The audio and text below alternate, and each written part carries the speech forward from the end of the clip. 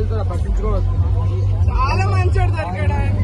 అందరూ గొర్రెలు అమ్ముతారు, పట్టించుకోవద్దు. ఆడ అర్థం పళ్ళ కూడా ఆడు దొరుకుతాడు, గౌరవ పడకండి. ఆడు దొరుకుతాడు ముసలి ఇంకా అందరం తేజు మీ అందరు ఉన్నారు కాబట్టి మాకు ధైర్యం.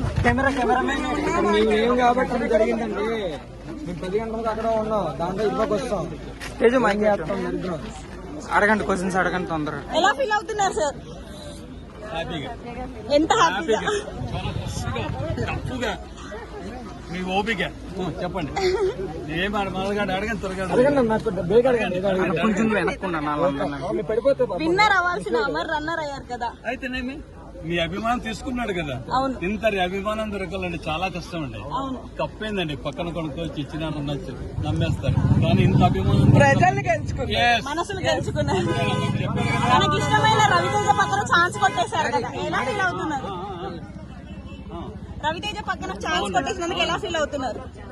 చాలా సంతోషంగా అమ్మా. వాడు పెద్ద గిఫ్ట్ ఏం కావాలా?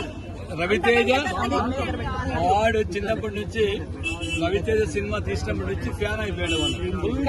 ఇంట్లో నుంచి బయటికి రమ్మన్నా వచ్చేయడానికి రెడీ అయ్యారు. రెడీ అయ్యాడు.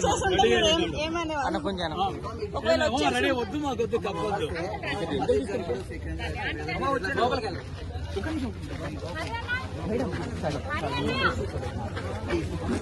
చెప్పండి చెప్పండి మ్యామ్. ఏం లేదండి, నాకు ఇంట్రెస్ట్ లేదు. కొంచెం బాధగా ఉంది, అటాక్ చేశారు కాబట్టి. ఓకే. మీరు ఏమంటారు? అంటే కావాలని చేశారా? లేదు, కావాలనే చేశారు ఖచ్చితంగా.